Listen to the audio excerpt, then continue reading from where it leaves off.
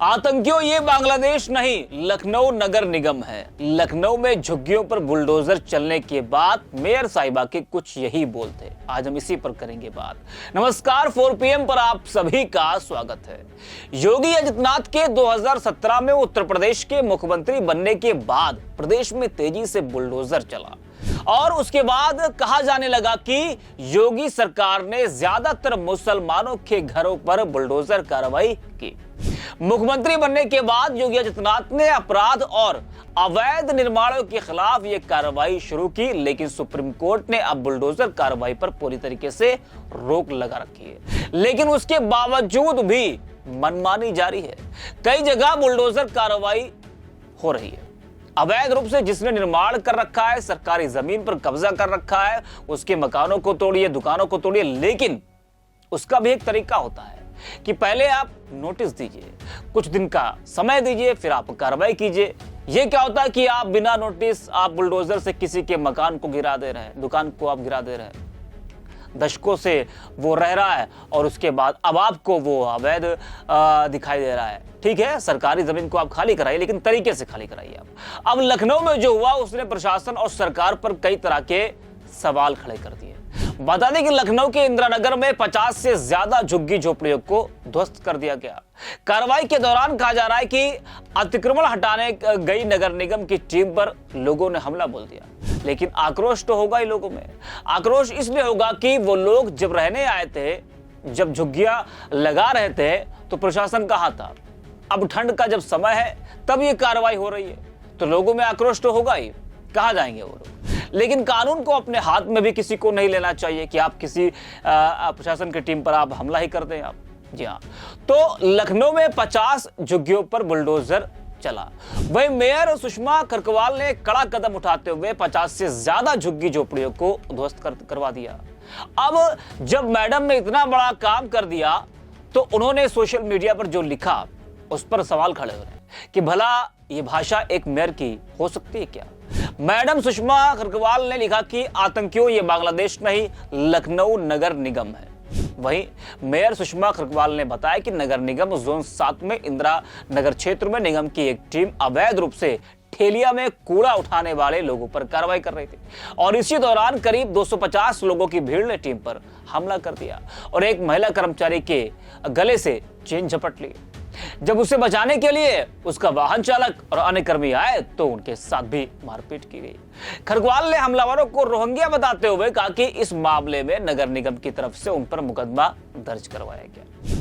वह इस पूरे मामले को लेकर फोटो जर्नलिस्ट सुमित कुमार लिखते हैं कि मैडम मेयर के अनुसार शहर में खुलेआम आतंकी बांग्लादेशी अवैध तरीके से सालों से रह रहे थे, तो क्या लखनऊ पुलिस और इंटेलिजेंस को इसकी भनक तक नहीं लगी। कितनी अजीब बात है ना। अगर आज कूड़ा उठाने को लेकर विवाद ना होता तो ये खुलासा भी ना हो पाता। अब लखनऊ पुलिस बताए कि यह बांग्लादेशी अवैध तरीके से शहर में कैसे डेरा जमाए थे। जी हाँ, तो सवाल तो होगा ही ना। अब सरकार से सवाल होगा, सवाल पुलिस से होगा, सवाल नगर निगम से होगा, तमाम जो बीजेपी सरकार के जो बड़े नेता हैं, सवाल उनसे होगा कि आपके प्रदेश में कैसे दूसरे देश के लोग आकर बस जा रहे हैं, कब्जा कर रहे हैं, सरकारी जमीन पर वो रह रहे हैं या फिर दूसरों की जमीनों पर वो रह रहे हैं, झुग्गियां लगा रहे हैं, झोपड़ी लगा रहे हैं। तो प्रशासन, सरकार कैसे उनको परमिशन दे रहा है, कैसे उनको वहां पर झोपड़ी लगाने की परमिशन दी जा रही है। और उसके बाद जो है फिर ये कहा जाता है कि उन पर हमला हुआ है। जब बुलडोजर से उनकी झोपड़ियों को हटाने गई टीम, तो उन पर हमला किया गया। वो आक्रोश में होंगे क्योंकि उनको रहने की परमिशन किसने दी। कई दिनों से जब वो लोग रह रहे थे तो कहां पर था प्रशासन, नगर निगम कहां पर था, क्यों सोया हुआ था। क्या कार्रवाई उसके ऊपर नहीं होनी चाहिए थी, क्या होनी चाहिए। अब अमृत विचार की जरा इस खबर को आप देखिए। इसमें क्या लिखा है, कूड़े से कमाई का शहर में बड़ा खेल चल रहा है। इसे 3 असमिया बांग्लादेशी मिलकर चला रहे हैं। इनकी नगर निगम के अधिकारियों से साठगांठ होने की वजह से इनके हौसले बुलंद हैं। निजी ठेलिया चालक मनमाने तरीके से कॉलोनी के घरों से कूड़ा लेकर निकलते हैं और इसके बाद उस कूड़े के ढेर से अपने काम का कूड़ा छांट लेते हैं और बेकार का हिस्सा नगर निगम के पड़ाव घरों में डालकर निकल जाते हैं।